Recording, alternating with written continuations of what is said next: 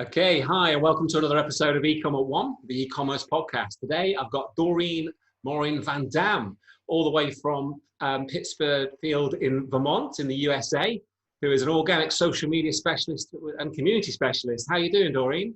Good. How are you this morning? I'm really good. I'm really good. We've got quite a time difference, haven't we? I think.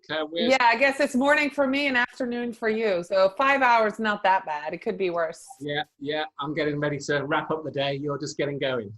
Yeah. No, for sure. So, Dorien, I know a few of our colleagues have been listening to some of your content online and the different summits that you're doing, but could you give us a bit of a sort of career story to date, really, what you've been doing? Sure. I'm going to totally date myself when I do that, but I was a stay-at-home mom for many, many years. I have 4 children three of them now are young adults. One is still in high school, but when my youngest, who now is in high school, started kindergarten, I was kind of lost. You know, I had been a mom and prior to that, a nanny for other people's children. And so it was right around 2010. As about 10 years ago. And, Twitter was really picking up and Facebook. And my husband has had his own business forever. And he said, ever since I've been out of school, marketing has changed. Can you just help me and do some research? So not only did I do some research, I started helping him. I took an online course on how to become a social media manager, just thinking that would be a cool thing to do. 10 years ago, yeah. 10 years ago. And, started working. I didn't know anything about the business world, never worked in a business world, and just went and did it. I became the social media director of a local nonprofit, got a title, plucked that title put it on LinkedIn, and opened my shop. And,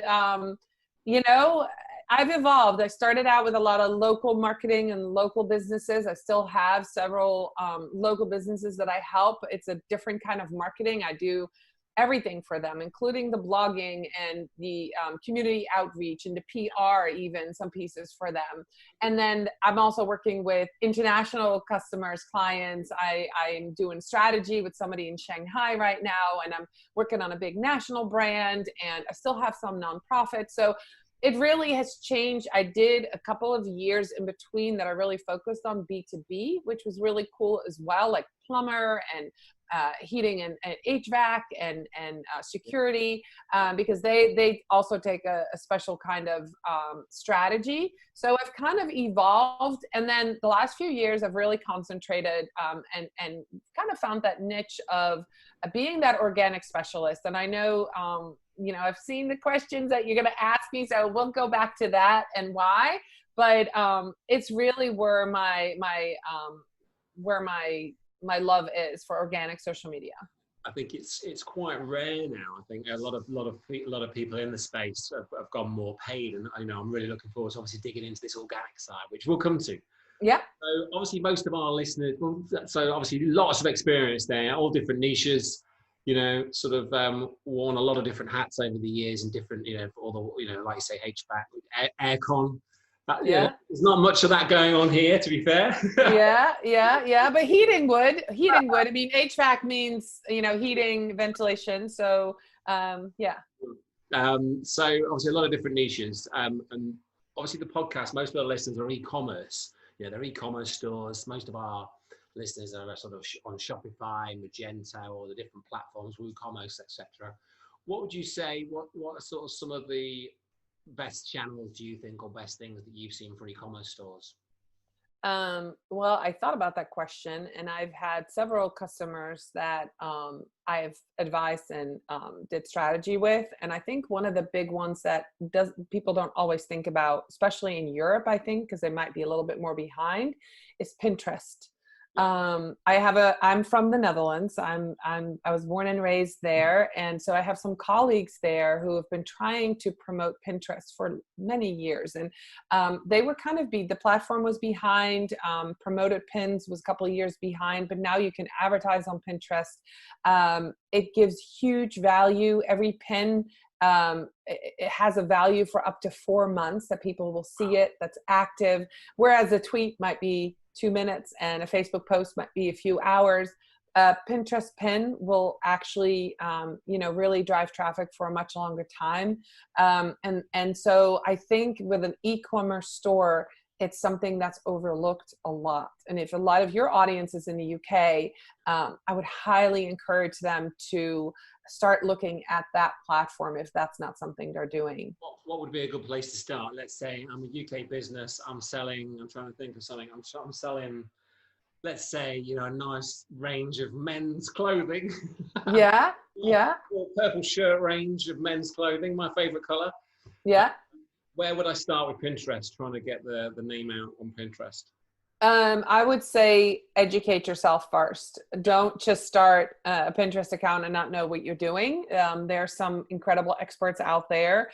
I am not an affiliate or anything, but I use a tool called Tailwind. They're based out of Oklahoma. I visited them before. They're my friends over there. But they had a scheduling tool. They are a Pinterest partner. They have an incredible library of videos and teaching education about Pinterest. They have a live show every week. You can learn a lot from them, and I would highly recommend. They often have Pinterest staff that come to their live shows. I would recommend following them to get started, and then really diving deep into both the organic side, where you can do a lot, and now the paid side. So you marry the two and you really drive, of course, traffic to your pins, to what you're selling is great. Part of that is that I would highly recommend, if you have an e-commerce store, to also blog. I'm a content manager, so I always recommend that you blog with the seasons. You talk about what's going on. If you're selling purple men's shirts, talk about the color purple and talk about shirts and buying and Father's Day gifts and all of those things on your blog, because people will click through and then find your shirt. So blogging and Pinterest together are a beautiful combo. And massaging in the paid when you've probably got some traction, establish the pins, the page, and then do the paid. Yeah, the paid Pinterest is not something I have. We have an ad agency, obviously, and we haven't really looked at Pinterest, complete honesty. We've not looked at that. So that's definitely something I know I'm going to go away and have a look at. Absolutely. Yeah, definitely. And one of the things we just had, I'm working with a client. We just had a consult with a Pinterest paid ad manager. So they can help. I mean, if you're ready to spend money, they'll give you a dedicated ad manager. And one of the things to remember is you create these ads and let them run for a couple of weeks. It takes a little bit of time, but they're not like, hey, this is an ad campaign and I need to watch it every day. And Facebook ads very different than Pinterest ads. So you really need to look at the long-term goals. And if you have specific items that are seasonal, you've got to have to plan out ahead, but they can yield big results. So definitely for e-commerce, Pinterest, I think. First conversation I've had about Pinterest, whether it's organic or paid. So very excited to have a look at that. Cool. So, what advice would you give to businesses wanting to increase their social media following, sort of e-commerce stores that are looking to increase their overall following, brand on social? I always recommend having conversations. So one of the things that is really being pushed big by Facebook is Facebook groups. So even if you're an e-commerce brand, say you are selling men's clothing, you could have, I always recommend, and this is kind of my strategy, 2 groups. The big one is, kind of like top of the funnel, where you have men who like nice clothes, could be your group, or, fashion advice for men, fashion advice for businessmen. There's something pretty general, but that would kind of get your target audience in that group. And if you're the brand and you own that group, you can do research in there, you can do polls, you can do surveys, you can find influencers, all of those things in that group. You get people talking to each other. That's your big funnel. And then within the group, when you place the content and you have the conversations, which a lot more people will see the conversations than if you were having them on a Facebook page, then you can also create a VIP group. You can put brand ambassadors, influencers in there, people who've bought from you. You give them special coupons and you kind of move them over there. Maybe they're on your email list. And so now you have 2 different audiences. You have that wide funnel, you have that small funnel, and you can get them to help you become that brand ambassador for you, even unpaid, just by giving them access to special coupons and codes and offers and things. So Facebook groups are really big, but you have to have conversations, and you have to have somebody dedicated in your company that can have that conversation with your customers, that understands your brands, understands your products, loves your products, lives the products, wears the products. So it's a genuine conversation. And that works well for almost every business model. Think about a pizzeria in London. If they had the Facebook group, London Loves Pizza, anybody that puts in London and pizza in Facebook would come to the group, would find the group, and then you can talk about pizza and why do we love pizza and what are the best pizza places. But if you're one of the places in London that owns pizzeria, you can of course steer people there. So that's kind of the strategy behind that, and it works really well. I've seen it work for realtors, restaurants, event planners, banks. I've seen it work for a lot of different industries. So I would think that it would work for e-commerce. And then do you find that the people that are in the group, the sort of people that are really passionate about that topic, they obviously contribute a lot, and then you can almost step back a little bit on some threads because they're obviously doing the work for you? Yes, for sure. You cannot have a group without a community manager and somebody in charge. But for sure, they are very passionate because they're in that group. And I don't know if you guys have an Aldi in the UK. Do you guys have Aldi stores? Oh, yeah. Yeah. So that is kind of a new thing in the US in the last 5 years. We finally got Aldi from Europe to come over. Those groups are nuts. They are crazy. And there's all kinds of Aldis for vegans, Aldi lovers, Aldi deals. But the people in there are so passionate. So the people that own an Aldi store don't have to do anything. They're in there talking. You've got to go into this store and here's where you find these products. So that's really what you want. You want other people to have a conversation about you, but you want to be present to listen and to get the information. What are the words they use? What are they use to describe you? What do they say about your products? You can do research in your groups if you're the group owner. So it's super powerful. Love it. So you've got your group and you're filtering subgroups. Is there any sort of technology you would recommend and things you would recommend to sort of take? So somebody, you go to Facebook, you say you want to be part of a group, and you get the questions come up, don't you? That's like, oh, are you a man interested in purple shirts? Are you a vegan? How long have you? But then my understanding is then you can once they submit, there's different tools that will then also push that email into like an email list away from Facebook. Is that right? Yeah. We, as a community manager for one of the groups, we're testing a tool right now. Don't love it. I'm not going to mention it.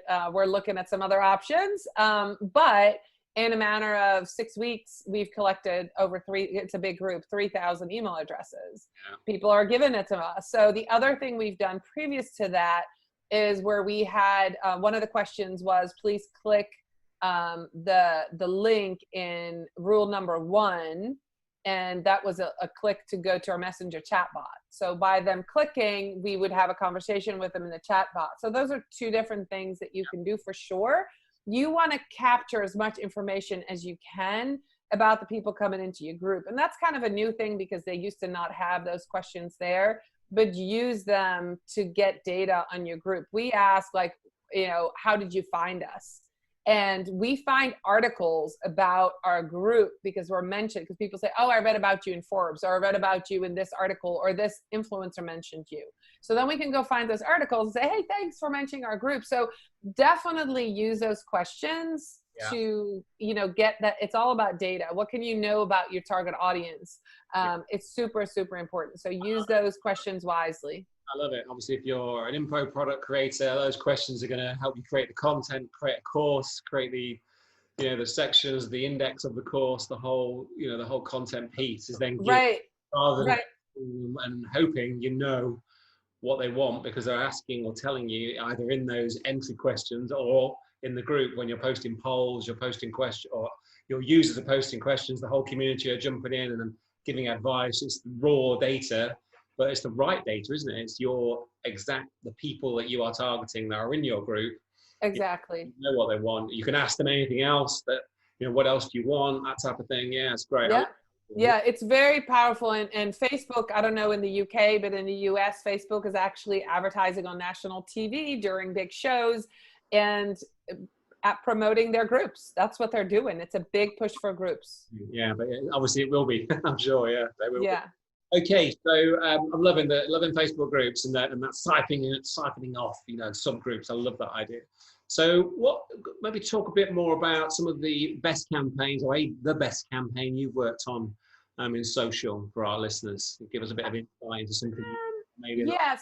So there's a small brand that I've been part of for 5 years. I finally said goodbye to them because I found somebody local, because I moved from South Carolina to Vermont, and I have been with this company for it's one of my long-term clients that I'd had for 5.5 years, but they found somebody local to take pictures for their e-commerce store. But it's a small retail store that is and it's really funny when I say it's all about purple. Everything. It's called the Purpleologist. No way! Yes. What's it called? So, write it down again. It's called Purpleologist. And I have been part of that brand for a while. It's a small retail store, but they have an e-commerce side. What we've done there, they're ready now. I think they're finally ready to maybe start running ads and doing more, but they've been really busy just with what they had in the store, and not the e-commerce side has kind of been a side thought to them, even though I was telling them, they're ready. But we've built up an incredible audience of purple loving people. And they are the most engaged group audience I've ever worked with. I could post a picture of a purple mushroom or purple hat or anything. I would have thousands of people sharing and liking. And it is, so we hit it right with the audience. We've built it organically.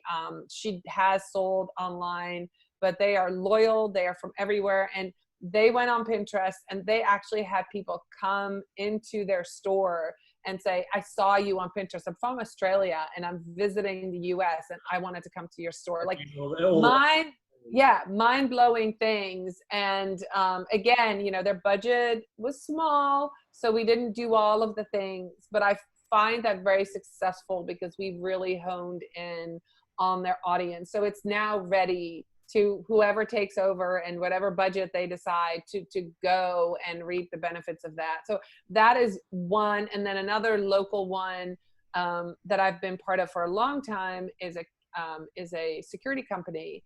And in South Carolina, we have hurricanes, lived through a couple of hurricanes. And so it wasn't very active for a couple of years, but the last 5 years, we've basically had evacuations, and we call them hurrications. If you've never heard that word, kind of fun.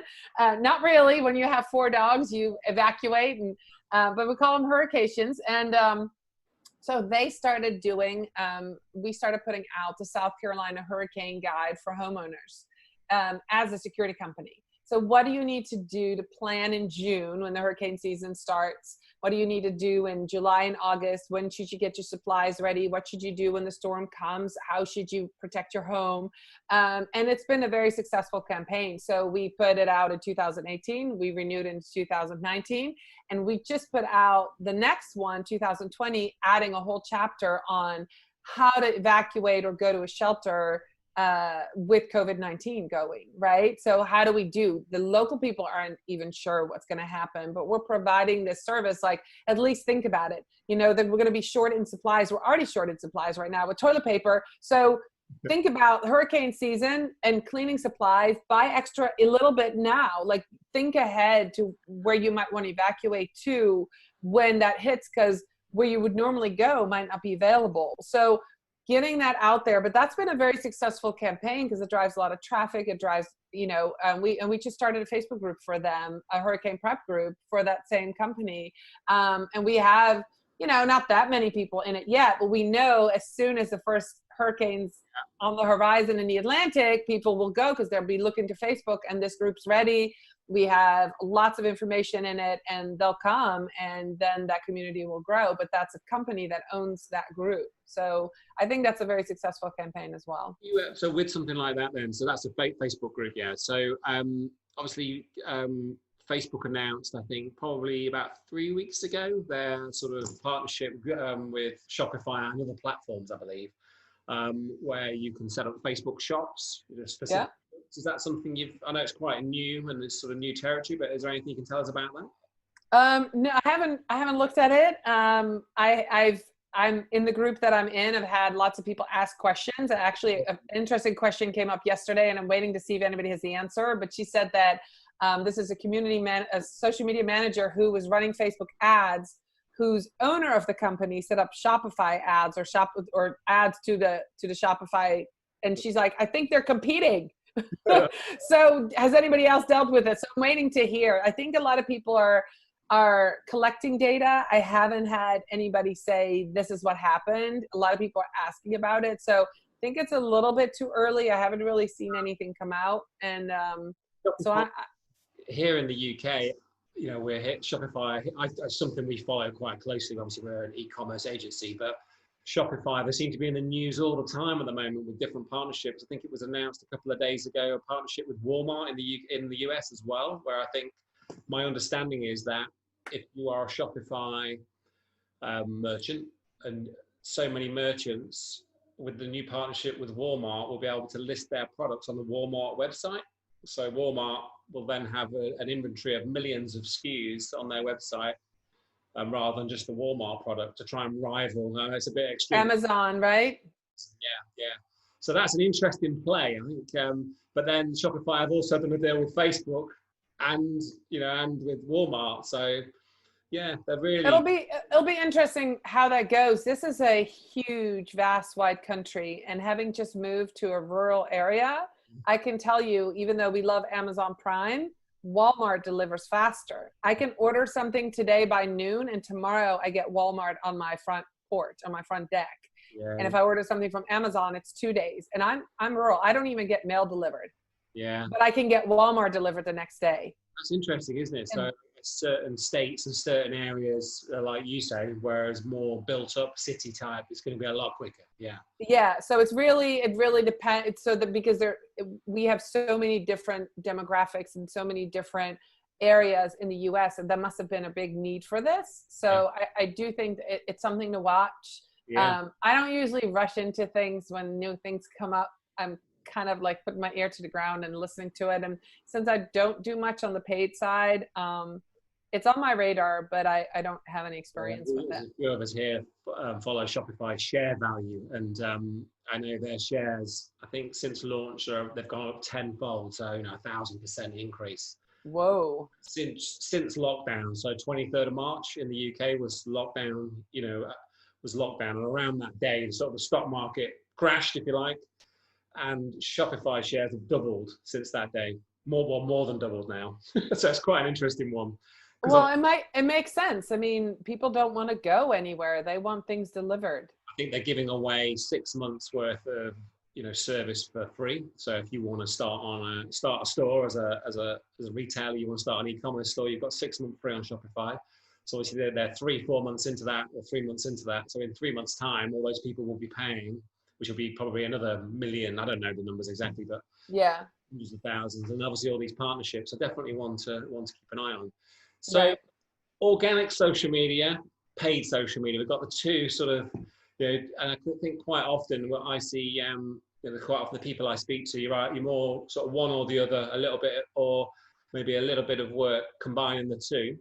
But what would you say, you've got to choose one or the other? What's your sort of theory on that? Or sort of? I definitely don't choose one or the other. They actually work. I'm trying to back you in the corner there, but you're not having it. No, I'm not having it. They work really well together. Your Facebook ads are going to work better if you have organic social media. Yeah. And organic social media is going to give you the social proof that you're actually a brand that cares for people. If I see an ad, and it's what a lot of people do, they click through to the page, because we've been served ads for products that are coming out of different countries, and we want to make sure that this is a reputable company. And if I go to a page and all I see is the ad and there's nothing there, I'm not going to buy anything from them. So the organic social shows what you're doing, who you are as a company, that you sell, that you have products, that you are located somewhere. People can contact you for customer service, because that's important when you're ready to order something. And your ads just work better. So I actually, that's kind of how I became the organic specialist. I started working with an ad agency a year and a half ago. because they needed an organic person for 3 of their accounts. And they're like, we don't have anybody that does this. You know, you talk about, you know, doing social media and you're posting and you're organically posting. Can you do this for these businesses? And I started doing it, and their ad spend was less. They did better. They, you know, and it's so I've taken on the title because it really enhances what they do, and what I do, and the brands love it. So I'm having the conversations even with the people in the ads. You know, sometimes they ask things, I monitor DMs, I put posts up there. It's more than just a product post or a buy my stuff post. There's, you know, Father's Day's coming up. We have a lovely, you know, picture of a father and a son, and, you know, there's nothing to sell right there, but those are needed to show that this is a real brand. So if you're just doing paid, you're doing yourself a disservice. And if you're just doing organic, but you need to push products and services and you want to sell a webinar or a product, you know, you need to have the paid. So they work so well together. But yeah, I think that ties into the sort of next topic, really. I think, you know, as an agency, we don't manage organic social media on its own. We don't do it. We'll run paid ads, and we will then only run some organic, but only if you're running paid. You know, you've got to be running paid with us, as we won't manage your paid. Right. Even then, right. We put 95% of our time into the paid. So, question is, you know, how can we really make money from the organic side? You know, when you're spending, say, you know, you're spending $2,000 a month or $2,000, $5,000 a month on paid ads. In Facebook ads, for example, and then, you know, the platform is telling you the ROAS is 5 times, so 5 times 5 is 25, so you've got your 25k back. It's very transparent from an agency point of view, from a customer point of view. I've got my 25k back, so it's working. Whereas on organic, I think this is what, so it's. I mean, it is much harder to prove that. But one of the things that that I wanted to mention there is that the customer service part, the being there for, you know, to have conversations, to listen, to see what your customers are doing, because don't we all know that it's much cheaper to keep a customer and upsell than it is to get new customers constantly, right? Retention marketing, that's really what this is all about. And that's what organic social media is about. So you're spending all this money on selling one product or getting one new customer, but what are you doing to keep that customer and being able to then upsell to them? Because that's where your value is. I think it's like 5 times as expensive to get a new customer than sell something to a current customer. So that's where your organic comes in to helps conversion rates, helps if you're running paid, you're likely to get a lot more return, because they see the organic activity and go, yeah, this is a real company. That's authenticity. Interested, real, authentic, honest. They're responding very quickly. You know, they're consistent. Yeah. So that's where it's that brand awareness. It's the having the conversations. It's the authenticity. It's the caring for your audience. It's recognizing that they're humans, what they need. You have to read between the lines. You know, I can give you all kinds of examples of people that complain about a sink being broken, but they're really complaining about, you know, their wife being in the hospital. You know, sometimes you have to read between the lines. And as a manager, as a organic, you know, person that is on Facebook and that's listening to the DMs and the comments, that's what I find. And having a human being there, having that organic listening and engagement is allowing you to get to your customer, to get to know your customer better, serve them better, ultimately get better products, offer things better, and really understand that language, right? Because you want to talk to a customer and how they talk about your product. I always liken that to taking, you know, retention marketing, having that baby customer, that first touch. Maybe they bought something small for you, and creating them into a super fan. You know, like a brand ambassador, a loyal person that you don't even have to pay. I'm not wearing a shirt today that says something, but my child has a shirt that says Nike. Yeah. I paid that money for him to go advertise, right? Crazy, isn't it, really? Yeah. Right. That's the aim, isn't it? That is the aim, to be t-shirt worthy. I always use this. I have a talk about retention marketing. That's great. That's great. You need to be t-shirt worthy. I have t-shirts that I got for free at trade shows. I've got t-shirts that I earned from running. You know, I'm a marathon runner, but then I have t-shirts that I went to a conference and paid $1,500 for the conference. And then I paid $20 to buy the shirt to wear it. Like, I'm crazy. But if you're t-shirt worthy, then you've made it. So that's really your goal. And you cannot be t-shirt worthy if you're not having those conversations, having that organic social media. Brilliant. So conference, while we're touching on, you sort of touched on conferences. I know you're sort of involved with a lot of conferences. What conferences would you recommend? Media point of view? Well, depends on who you are, where you are, what you're wanting to learn. I'm in the social media marketing sphere. So every year I go to Social Media Marketing World in San Diego. And actually this year it happened. It was right at the end of February, early March. I left San Diego, and basically after that, the whole country and the whole world shut down. But that was one of the last big ones, 5,000 people, I think, maybe 6,000. That was a big one. There's some other ones in the US that I know, like Inbound's really big. I spoke there in 2018. It has something like 24,000 people, maybe. I saw a mutual friend. We have obviously got several mutual friends on LinkedIn, but Dan Tyre, we've got a mutual friend, Dan Tyre. Yes. Yeah, I know Dan, yeah. Yeah, I met him at Inbound, 24,000 people. And that's how I met Dan. It was this is a funny story. It was the last day, and I was talking to a new friend, and I'm leaning on something in like the trade show area. And he's just standing there. He's watching our conversation. And I finally was like, you know, like, what you do? He goes, "You're leaning on something, and underneath there is my briefcase." So we ended up talking. I had no idea he works for HubSpot, but you know, of course, we ended up talking, connecting on LinkedIn. It was a really nice conversation. So I met him in person. It was really, really cool. He's lovely. They do HubSpot do a sales training. They've got various different sales training. Myself and one of my colleagues here, we went on a training course with Dan about 2 years ago. Fantastic guy. Yeah, he's great. So Inbound is great, especially if you are e-commerce. There's Content Marketing World, which is in Cleveland, Ohio. That's a big one. I know there's a big web summit in Portugal every year. That's a big one. You know, depending on what type of marketing you want to. I keep every year. I sort of from a personal point of view, as well as our listeners, but I try and go somewhere. You know, most years it doesn't always happen, but I didn't go anywhere last year. The year before, I went to Tennessee, and I flew out to Tennessee and went to ClickFunnels Live. Yeah. Russell Brunson. Yeah. So I had sort of 7 days in Tennessee. So obviously you tie it in with a couple of extra days and have it's a long way. So.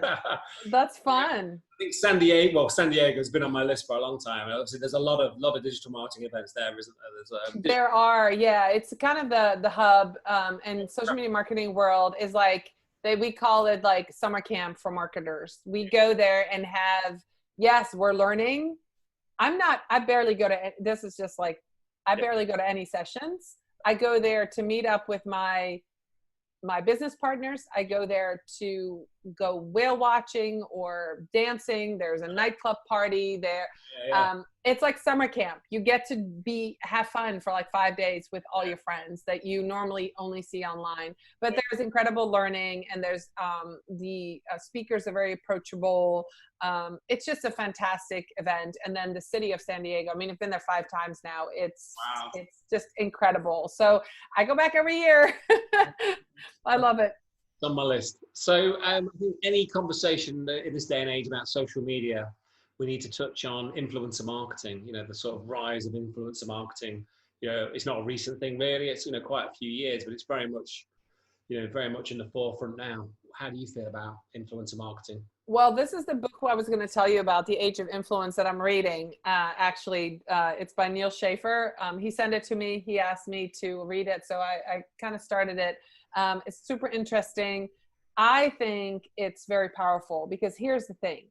I can tell everybody in the world that the purple shirt I'm wearing is awesome, and what it does and how it makes me look and how it makes me feel when I wear it. And it's all great, but I'm the one who's trying to sell it.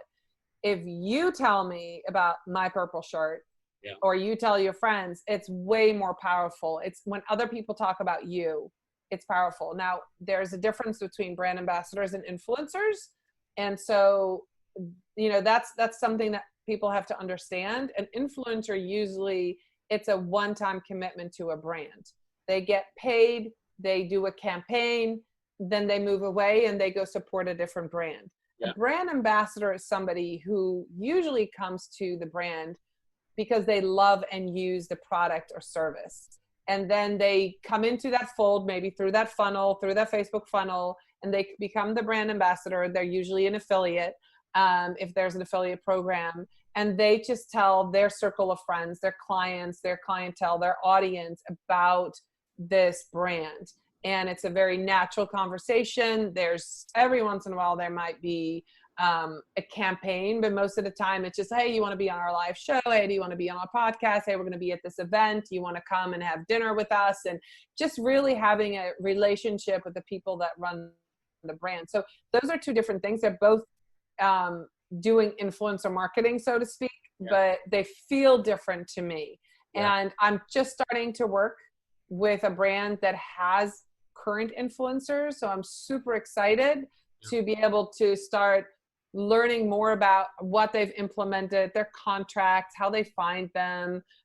So this is a big national brand. So I'm looking forward to learning more. Because I work with small local companies, the brand ambassadorships, I've set up several. Those have worked really well for local small companies. So that's kind of my experience there, but I think they're brilliant. I think it makes a lot of sense. I think it's, what I see here in the UK, which will be similar. It's just on the rise more and more and more. I think it's going to be a whole, it already is, but like when you look at, say, agency life and the different verticals within an agency, paid ads, social media, SEO, I think the whole influencer marketing brand, working with brands to find influencers to work with them long term. It's a whole sort of strand in our industry that I think